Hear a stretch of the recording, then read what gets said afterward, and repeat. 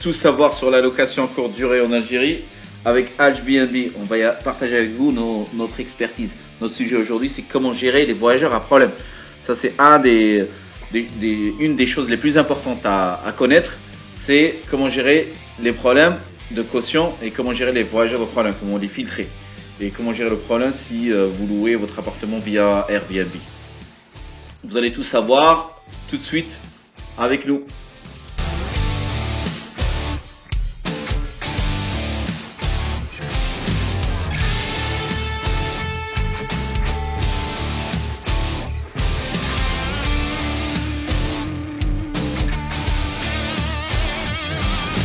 Règle numéro 1, c'est sécuriser votre appartement. De mettre une caméra à la porte d'entrée, pas à l'intérieur, mais à l'extérieur, porte d'entrée. Deuxième règle, filtrer et sélectionner vos voyageurs. Ça, c'est hyper important.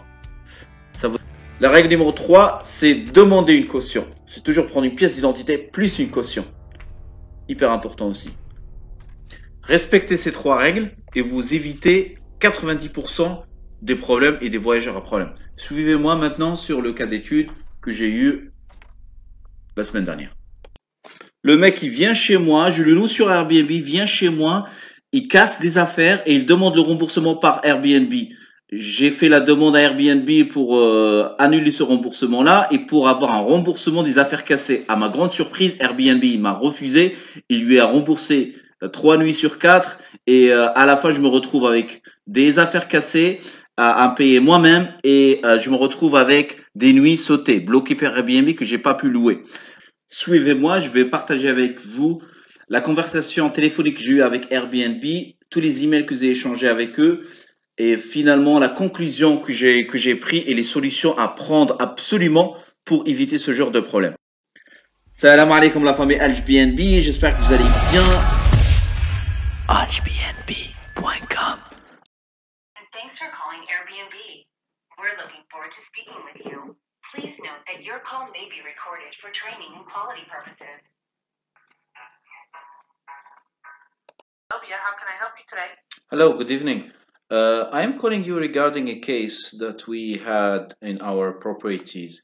I want to know what will be, as per Airbnb policy, how I can handle this. Okay, there's nothing I can do once the case manager has closed the account and has made a final decision on it. There's nothing no one can do. Right. That's right, perfect. That's an offline thing. If you Exact. collect cash from a actual guest Exact. that comes into your home, that will be offline. Exact. I'm going to call you back, okay? Okay, perfect. Thank you so much. I will expect his call by today or? Ok, thank you, she left. Bon, vous voyez, elle est déjà partie. Elle a dit, votre cas, il a été déjà traité, c'est clos, je peux rien faire. Peut-être je veux lui demander d'envoyer un mail. Après, je lui ai dit, est-ce que tu peux me confirmer que j'ai pas le droit, avec Airbnb Policy, j'ai pas le droit de prendre une caution en espèces, ou un chèque, ou une pièce d'identité, un truc comme ça. Elle m'a dit, oui, je te confirme, c'est interdit. C'est-à-dire que si moi je le demande, quelqu'un de me donner une caution, par exemple, 10 000 dinars ou 20 000 dinars de caution pour l'appartement, je lui donne un appartement de 2 milliards quand même. Pas rigoler. C'est le mec, il est venu, il a cassé une chaise, il est parti. Il a dit à Airbnb, ouais, la chaise elle était cassée, son appartement il est pourri. Et Airbnb il l'a cru. Et moi quand j'ai dit non, c'est lui qui l'a cassé, Airbnb il m'a dit non, en sachant que le mec il a 2 reviews, c'est-à-dire 2 commentaires, un négatif, un positif. Moi j'ai 100 reviews, ça fait 3 ans que je suis avec eux, avec ce compte-là. Et il me dit non, c'est lui, il croit le mec, pas moi. Alors Airbnb depuis un petit moment ils sont toujours avec le voyageur. Alors c'est pour ça, moi je recommande plus Airbnb. Il faut faire très attention quand on loue à Airbnb. Je loue toujours sur Airbnb, il faut faire très attention. C'est pas quelque chose que je recommande. D'accord? Il y a d'autres sites qui sont beaucoup mieux fonctionnels, qui te donnent plus de liberté. Tu prends une caution. Tu donnes quelqu'un ton appartement, tu as le droit de prendre une caution que tu contrôles. Tu donnes une pièce d'identité, tu prends une pièce d'identité. C'est un appartement, c'est pas... Le mec, il peut faire de la fête, il peut te le brûler, il peut te faire le truc. Alors, tu dois être sécurisé. Tu te prends une caution. Ça, c'est hyper important. Bon, je vous tiens au courant après de ce qui s'est passé quand le mec, il va me rappeler. 2 jours d'attente. Le mec, il m'a jamais rappelé. Je lui ai envoyé un mail. Il m'a répondu. Il m'a dit non, on peut pas t'appeler pour des raisons de sécurité. Il a envoyé son mail. Trust and Safety Department, ils appellent pas. Pourtant, sa collègue, la nana, elle m'a dit il va t'appeler. Elle m'a presque raccroché au nez. Bref.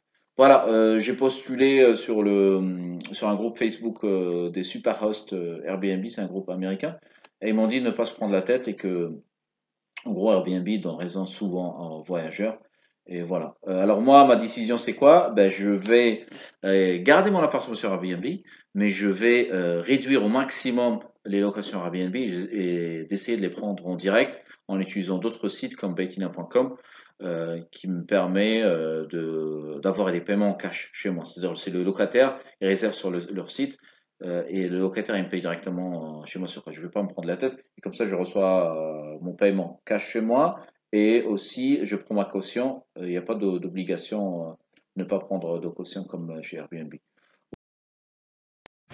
Voilà la famille Airbnb. Si vous avez d'autres questions, n'hésitez pas à les poser directement en commentaire et de s'inscrire à la chaîne ou bien nous contacter directement sur notre site hbnb.com. À bientôt sur un nouveau sujet. Salam.